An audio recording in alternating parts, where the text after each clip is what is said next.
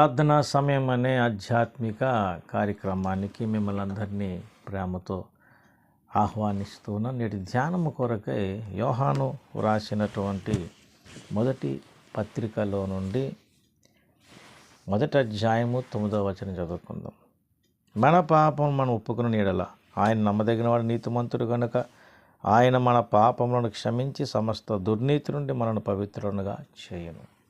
ప్రభునందు ప్రియ దేవుని బిడ్లారా, చదివిన ఈ లేఖన భాగములో మన పాపములను మనం ఒప్పుకుని ఎడల అంటే మన పాపం మనం ఒప్పుకోవాలి అనే విషయాన్ని ఇక్కడ తెలియజేయబడుతుంది. అలా ఒప్పుకుంటే ఆయన క్షమిస్తాడట.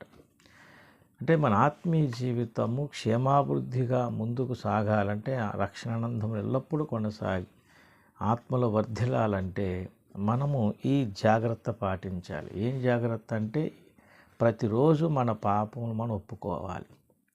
దేవుని బిడ్డలారా, అలాగే మనం ఎప్పటికప్పుడు ఈ జాగ్రత్త పాటించటంలో ఆదివారమున రొట్టె విరిచే సమయానికి ముందు మనకు పాపములు ఒప్పుకునే సమయాన్ని ఇస్తారు దైవజనుడు. అంటే ఒప్పుకోలు ప్రార్థన.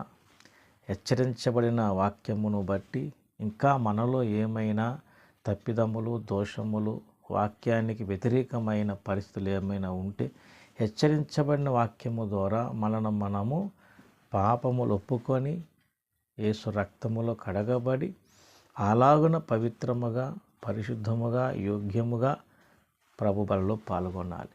కనుక ప్రతిదినము మన దినచర్యలో పాపములు ఒప్పుకొని ఎప్పటికప్పుడు శుద్ధీకరణ పొందటం ఒక అనుభవం అయితే, ఆదివారం రొట్టె విరిచే సమయంలో ఇంకానూ మనలో ఏ దోషమైనా ఉన్న ఎడల వాక్యము ద్వారా హెచ్చరించబడిన పరిస్థితిలో ఏదైనా పాపములు, తప్పిదములు, దోషములు ఏదున్నా కానీ ఆ ఒప్పుకోలు ప్రార్థనా సమయంలో మనం దేవుని సన్నిధిలో దేవుని కృప ద్వారా దేవుని సహాయాన్ని బట్టి మనము దేవుని యొక్క దయను బట్టి పాపములు ఒప్పుకునడం మనం చేయగలిగినప్పుడు అంటున్నాడు కదా, మన పాపం మనం ఒప్పుకుని ఎడల అంటే మనం ఒప్పుకున్నట్లయితే ఆయన నమ్మదగినవాడు నీతిమంతుడు కనుక ఆయన మన పాపములను క్షమించన్నాడు.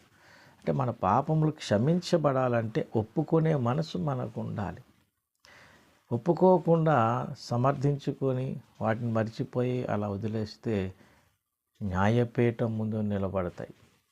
అక్కడ మనం గద్దింపుకు లోనవుతాం. కాబట్టి రొట్టె విరిచే సమయములో మనకిచ్చే ఆ పాప ఒప్పుకోలు సమయములో మనల్ని మనం పరీక్షించుకొని ఏదైతే పాపమని మనసాక్షి గద్దించిందో దాన్ని బట్టి ఒప్పుకొని యేసయ్య రక్తాన్ని ఆశ్రయించి మనం పరిశుద్ధపరచబడాలి. ఒప్పుకొనుటలో అనగా చెప్పటం కాదు, ఒప్పుకొనుటలో కలిగే అనుభవం ఏంటంటే, ఒక సందర్భము మనం చూద్దాము. దావీదు భక్తుని జీవితములో ఎలాగా పాపమును బట్టి అలా ఒప్పుకొనుటలో ఎలాంటి అనుభవం కలిగింది అనేది చూసినట్లయితే 38వ కీర్తనలో దావీదు ఈ విధముగా తన పాపాన్ని ఒప్పుకుంటూ దేవుని దగ్గర కన్నీరు గారుస్తున్నాడు. చూడండి, 38వ కీర్తన 18వ చరణం చూద్దాం. నా దోషము నేను ఒప్పుకొనుచున్నాను, నా పాపమును గూర్చి విచారపడుచున్నాను. అంటే ఇక్కడ ఒప్పుకొనడానికి అనుభవం ఎలా కనబడుతుంది? విచారపడుతున్నాడు. దేన్ని గూర్చి? పాపమును గూర్చి. నా దోషం నేను ఒప్పుకొనుచున్నాను, అయ్యా ఇది నా వల్ల జరిగిందని దేవుని ముందు చెప్పుకుంటూ దాని గురించి బాధపడుతున్నాడు. అయ్యో ఇలా ఎందుకు జరిగింది, ఈ తప్పిదము నాలో ఎందుకు కలిగింది అని వేదన చెందుతున్నాడు. కనుక ఏదో సింపుల్గా నోటితో చెప్పుకునేది కాదు, అది ఆ క్రియ ఎలా జరుగుతుందో ఇక్కడ మనకు దావీదు భక్తుని సాక్ష్యాన్ని చూస్తున్నాం. కాబట్టి పాపములు ఒప్పుకోవడం అంటే నోటితో చెప్పుకోవటమే కాదు, దేవుని ముందు అది సరెండర్ అయినట్టుగా ఇది నేను చేసి ఉన్నానని మన మనసాక్షి గద్దింపును బట్టి దేవుని ముందుకు వచ్చి క్షమాపణ అడిగి దాని విషయమై కన్నీరు గార్చి విచారము ఎలాగైతే దావీదు పడుతున్నాడో అలాంటి విచారము మనం కలిగి క్షమాపణ వేడుకున్నట్లయితే తప్పకుండా దేవుడు క్షమిస్తాడు.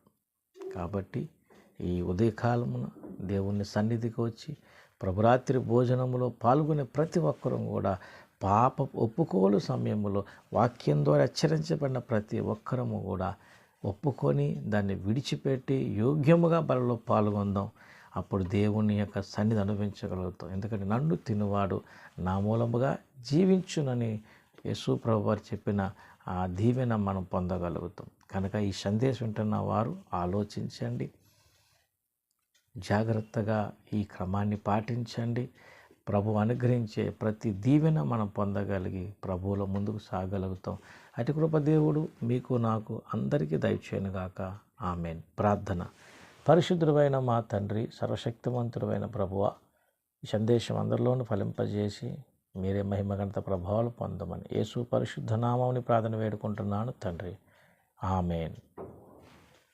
అందరికీ వందనములు. దేవుడు మిమ్మల్ని దీవించి ఆశీర్వదించునుగాక. ఆమేన్.